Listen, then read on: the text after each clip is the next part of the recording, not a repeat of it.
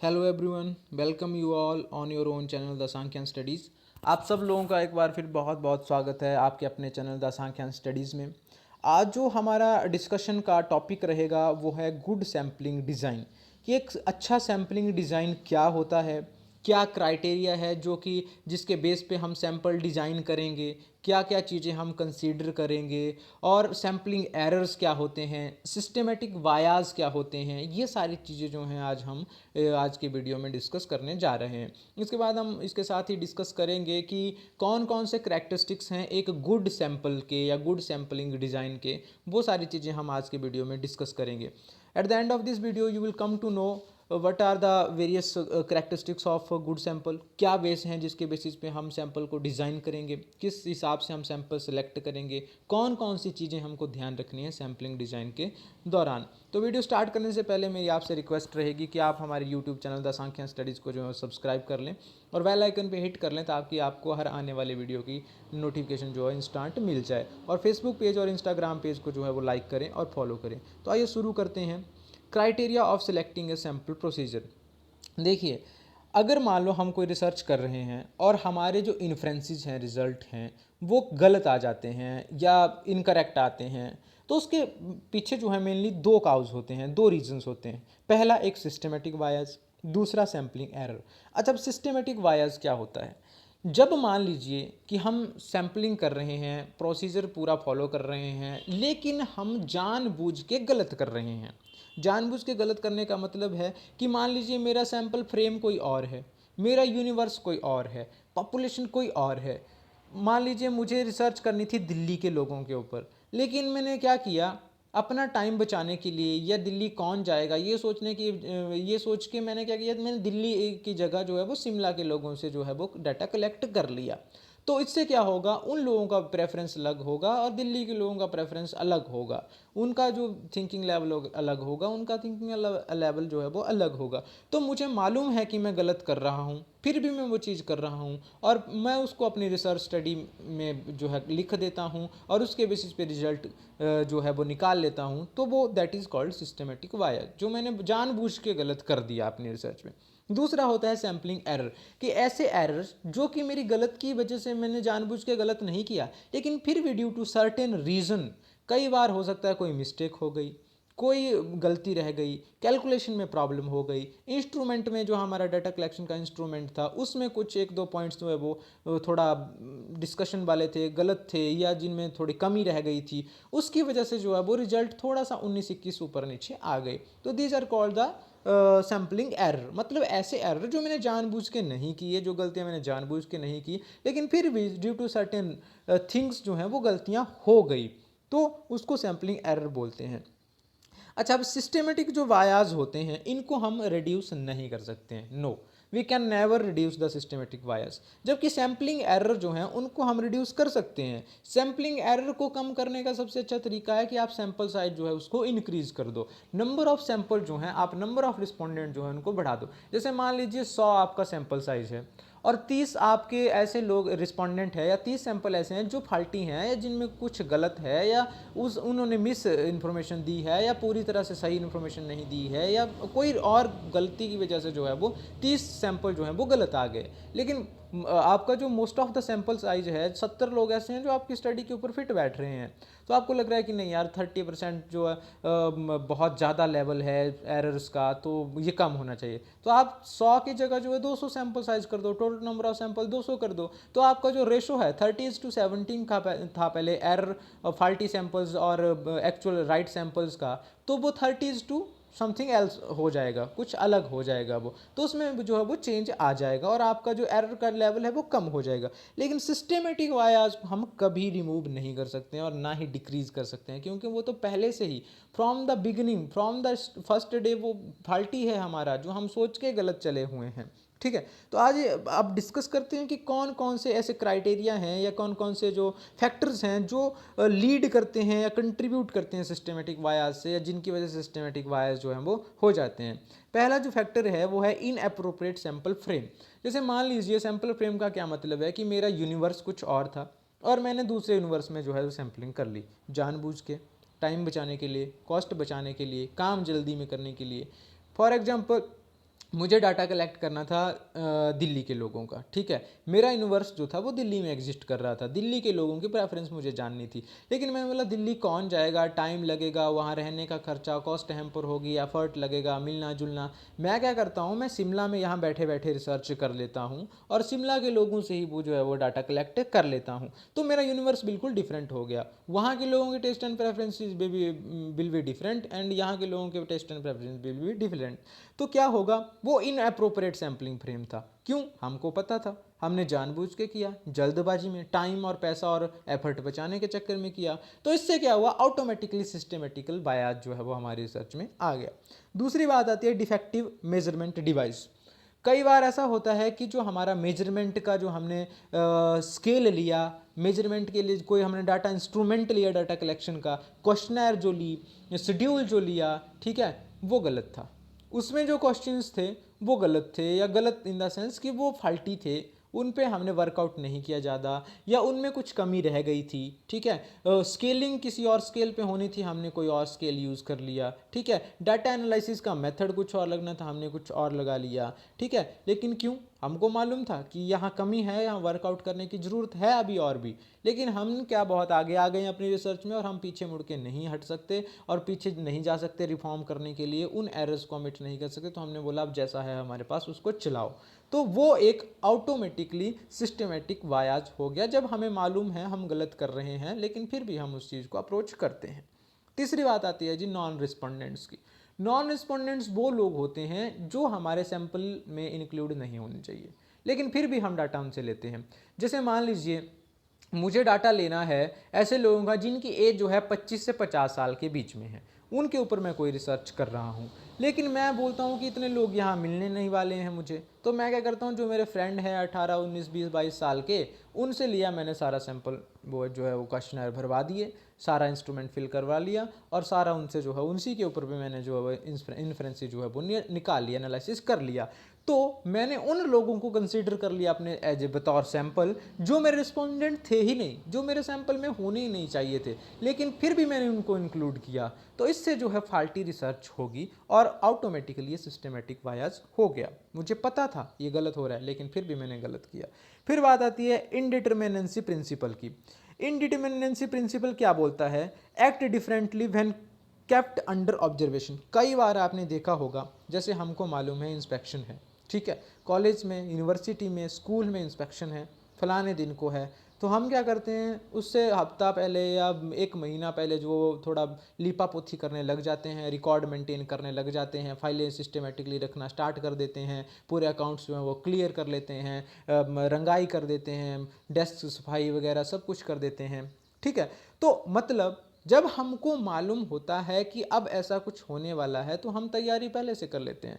Same is the case in the research, कि जब आप ऑब्जर्वेशन लेने जा रहे हैं, और अगर मान लो जिन लोगों के ऊपर आप ऑब्जर्वेशन लेने जा रहे हैं उनको मालूम है कि कोई हमें ऑब्जर्व करने आ रहा है पर्टिकुलर मैटर पे, तो वो क्या करेंगे, अपने आप को उसी तरह से प्रूव करेंगे, अपने एक्ट ही वैसे करेंगे कि आप उनको लगे, जैसे आप मान लो किसी को एंगर का लेवल फाइंड आउट करना चाहते हैं, ऑब्जर्व करना चाहते हैं कि पूरे दिन में 24 घंटे में किसी आदमी को कितनी बार गुस्सा आता है, या इस पर्टिकुलर पर्सन को इतनी बार गुस्सा आता है। अगर आप उसको पता है कि जी मैं आपका जो एंगर लेवल देखना चाहता हूँ, ठीक है, तो वो बंदा क्या करेगा, वो बोलेगा देखो एंगर तो एक नेगेटिव चीज़ है, तो इसको ये नहीं लगना चाहिए कि मेरे को गुस्सा आता है, तो वो पूरे 24 घंटे ऐसा रिएक्ट करेगा जैसे उसको गुस्सा आता ही नहीं। अगर आ भी रहा हो तो उसको कंट्रोल करता रहेगा, ठीक है। तो this is called indeterminacy principle. जब बंदा पहले से डिटरमाइन कर लेता है कि मैंने इनको मतलब अपना एक्चुअल बिहेवियर शो करना ही नहीं है, मैंने शो ही वो करना है जो ये देखना चाहते हैं मुझ में, तो उससे भी क्या होगा, जो आपके रिजल्ट हैं वो गलत आएंगे, फाल्टी आएंगे और डिफरेंट आएंगे। जो एक्चुअली ऑब्जर्वेशन है वो हो ही नहीं रही है, ठीक है। अगर आप उसको नहीं बताएंगे और ऑटोमेटिक मतलब चुपचाप ऑब्जर्व करेंगे तो रिजल्ट में भी डिफरेंट, ठीक है। तो ये भी एक फैक्टर है जो सिस्टमेटिक बायस को लीड करता है। इसके बाद बात आती है natural bias in reporting of data. ये एक बहुत बहुत इंपॉर्टेंट फैक्टर है और जनरली होता है। जैसे ह्यूमन बिहेवियर आपको पता है कि जैसे मान लो मैं किसी से पूछा हूँ कि भैया आपकी कितनी पेमेंट है, तो बोले अरे कहाँ यार, कहाँ पेमेंट कहाँ है, बड़ी मुश्किल से 10-12 हज़ार का गुजारा होता है, ठीक है। अच्छा, जनरली जब लोग टैक्स भरने का टाइम आता है तो अपनी इनकम डिस्क्लोज नहीं करते हैं, ठीक है। लेकिन ऑन द कंट्री वो पैसा ज़्यादा उड़ाते हैं, ज़्यादा खर्च करते हैं किसी और पर्पज़ के लिए, ठीक है। तो जब आदमी खुद जानबूझ के आपको मिस इन्फॉर्मेशन प्रोवाइड करवा रहा है, गलत चीज़ रिपोर्ट कर रहा है, गलत डाटा दे रहा है, दैट इज़ कॉल्ड नेचुरल वायाज, जो अपने आप में हो जाता है। और इससे जो है सिस्टमेटिक वायाज आ जाते हैं, मतलब हमारी रिसर्च जो है वो इन्फेंसी जो है वो गलत आएंगे। मतलब डाटा सही होना चाहिए था लेकिन सही मिला नहीं हमें। अब एक छोटा सा टॉपिक यहाँ आता है, सैम्पलिंग एरर्स क्या होते हैं, ठीक है। Sampling error are the random variation in the sample estimate around the true population parameter, कि जो हमारी एक्चुअली ट्रू पॉपुलेशन है, जो सैंपल फ्रेम है, जो यूनिवर्स है, जहाँ हमें सैंपल मिलेगा, एक्चुअली असली में जो हमें मिलेगा सैंपल, जो हमारा सैंपल है, वहाँ पे मान लो अब सारे लोग तो एक जैसे होते नहीं हैं, सारी चीज़ें एक जैसी होती नहीं हैं, ठीक है। तो क्या होता है, कुछ लोग ऐसे भी होते हैं जो मतलब पूरी तरह से फिट नहीं बैठते हैं हमारे फ्रेम पे, लेकिन कुछ करेक्टरिस्टिक्स जो हैं सिमिलर होती हैं, कुछ कॉमन करेक्टरिस्टिक्स होती हैं। मतलब मोस्ट ऑफ द करेक्टरिस्टिक्स उनकी डिफरेंट होगी, लेकिन सम ऑफ द करेक्टरिस्टिक्स जो होंगी वो सेम होंगी, सिमिलर होगी। जब हम सैंपल सेलेक्ट करते हैं, sample must be homogeneous to the population, कि हम 10 में से एक बंदा सेलेक्ट करेंगे, वो उसकी 10 बंदों से जो बाकी 9 बच गए उनके साथ उनके और उसके जो करेक्टरिस्टिक्स हैं वो होमोजीनियस सेम होने चाहिए, उसको हम सैंपल बनाएंगे। लेकिन कुछ लोग ऐसे होते हैं, ठीक है, जिनके 30% करेक्टरिस्टिक्स सेम होते हैं, होमोजीनियस होते हैं, लेकिन 70% डिफरेंट होते हैं। तो आउट हम हुआ क्या कि जब हम सैम्पलिंग करने के लिए गए, डाटा कलेक्शन के लिए गए, तो हमारी इंटरेक्शन एक ऐसे आदमी से हो गई जिसके हमें 30% करेक्टरिस्टिक्स तो ठीक थे। अब हमें टाइम इतना नहीं था कि हम पूरी तरह से उसके डिस्कशन करते और देखते कि एक्चुअली ये 100% करेक्टरिस्टिक्स या 90% करेक्टरिस्टिक्स मैच हो रहे हैं कि नहीं। हमें पहले ही वो करेक्टरिस्टिक्स के ऊपर बात हुई या वो करेक्टरिस्टिक्स पता लगी जो 30% थे और हमें कॉमन लगे और हमने रिस्पॉन्स ले लिया। तो जब रिस्पॉन्स ले लिया हमने, तो हमें पता चला कि 10, 20, 30, 100 में से ऐसे लोग थे जो नॉन रिस्पोंडेंट थे, या जो नहीं होने चाहिए थे, या जिनके ऊपर हम वर्कआउट नहीं करना चाहते थे। तो वो लोग जो हैं आपके सैंपल एरर कहलाएंगे। उन लोगों की वजह से जो प्रॉब्लम आएगी, जो रिसर्च स्टडी में वेरिएशन आएगा, उसको हम सैंपलिंग एरर बोलेंगे। मतलब एक रैंडम वेरिएशंस होती हैं जो ऑटोमेटिकली हमें मिलती हैं, और इससे क्या होता है, जो रिजल्ट्स हैं उसमें वेरिएशन आती है, वो चेंज हो जाते हैं, ठीक है। अब इसको रिड्यूस करने के लिए मैंने शुरू में भी डिस्कस किया, sample error decreases with the increase in the size.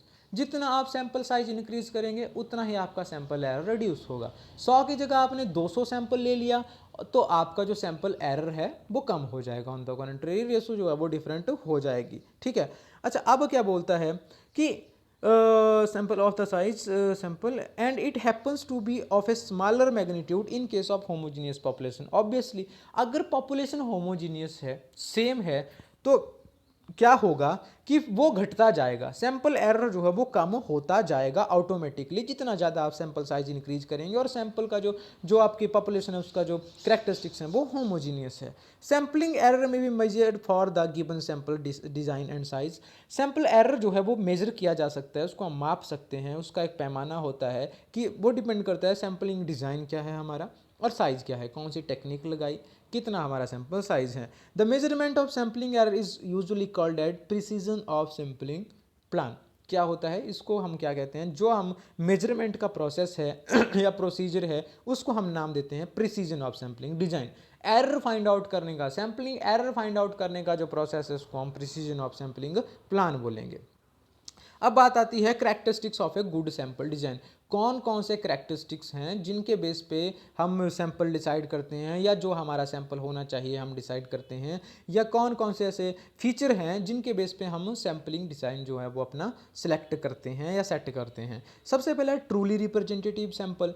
हमारा जो सैंपल है जो हम सेलेक्ट कर रहे हैं जिस पर्सन को ऑब्जर्वेशन के लिए या इंटरव्यू के लिए या डाटा के लिए, वो ट्रूली रिप्रेजेंटेटिव होना चाहिए सैंपल। मतलब वो उस पॉपुलेशन को एक्चुअली रिप्रेजेंट कर रहा हो, उसके 90%, 95% most of the characteristics that must be homogeneous to the actual population.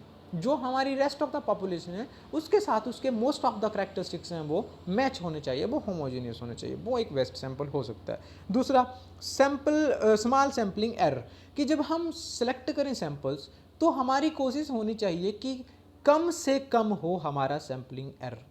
जो एरर्स हैं, नेग्लिजेंस हैं, डिफरेंस है, नॉन रिस्पोंडेंट्स हैं वो जितने ज़्यादा कम हो उतना अच्छा है। तो जितना ज़्यादा सैम्पलिंग एरर कम होगा, फिर से रिपीट कर रहा हूँ, जितना ज़्यादा हमारा सैम्पलिंग एरर कम होगा उतना ही बेस्ट हमारा जो है वो रिसर्च डिज़ाइन माना जाएगा। तीसरा है viable in context of fund available, कि दूसरी बात हम क्या ध्यान रखते हैं कि सैम्पलिंग डिज़ाइन हमारी जो है कितना हमारे पास फंड अवेलेबल है उसके ऊपर डिपेंड करती है। मतलब कितना हम दौड़ भाग कर सकते हैं, कितना एफर्ट लगा सकते हैं, कितना कॉस्ट इनकर्ड होगी, ठीक है, सैम्पलिंग के दौरान, डाटा कलेक्शन के दौरान, उसके ऊपर हमारा जो है सैम्पलिंग डिज़ाइन जो है वो बेस करता है। और जितना ठीक है हम सैम्पल साइज इंक्रीज कर सकते हैं, कॉस्ट वाइएबल है, कर सकते हैं हम उसको, बजट के अकॉर्डिंग है वो, तो सैम्पलिंग डिज़ाइन अच्छा होगा और ज़्यादा सैम्पल अगर होंगे। कंट्रोल ओवर सिस्टमेटिक बायस, सिस्टमेटिक बायस मैंने शुरू में भी डिस्कस किया कि जब हमें मालूम है कि गलत कर रहे हैं तो जितना ज़्यादा वहाँ गलती होने की संभावना कम होगी, जितना कंट्रोल करेंगे हम बायस को, बायसनेस जितनी कम होगी उतना ही अच्छा हमारा सैम्पलिंग डिज़ाइन होगा। लास्ट में बात आती है contribute to the generalization of results, कि सैम्पलिंग डिज़ाइन ऐसा होना चाहिए, सैंपल ऐसे होने चाहिए जिनकी वजह से जो रिजल्ट आए वो उसकी जनरलाइजेशन जो है वो पूरी सोसाइटी में, पूरे यूनिवर्स में की जा सके। इस तरह का सैंपल जो है वो हमारी रिसर्च के इन्फ्रेंसेस और जनरलाइजेशन में कंट्रीब्यूशन करने वाला होना चाहिए। तो उस रिसर्च डिज़ाइन को जो है हम बेस्ट रिसर्च डिज़ाइन बोलेंगे। आज के टॉपिक में, वीडियोस में बस इतना ही था। अब इसके बाद thanks for listening, thanks for watching. Please like करें, कमेंट करें, फीडबैक ज़रूर दें। मुझे फीडबैक की बहुत रिक्वायरमेंट है आप लोगों की, कि मैं कैसे काम कर रहा हूँ, किस तरह के चेंजेस होने चाहिए। तो फीडबैक में प्लीज़ कमी ना रखें, ठीक है। सब्सक्राइब करें, शेयर करें द सांख्यान स्टडीज़ को, सांख्यान स्टूडियो को।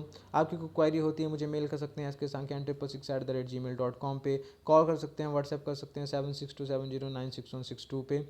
आपको नोट्स चाहिए नेट के, हार्ड कॉपी, सॉफ्ट कॉपी, किसी भी तरह फॉर्म में, तो आपको मिल जाएंगे, आप मुझे कभी भी कॉल कर सकते हैं। और इसकी जो PPT है इस वीडियो की, इस स्लाइड्स जो हैं इसकी, वो मैंने लिंक डिस्क्रिप्शन में अटैच कर दिया है, आप वहाँ से जो है वो उसको डाउनलोड कर सकते हैं। Thank you, thanks a lot.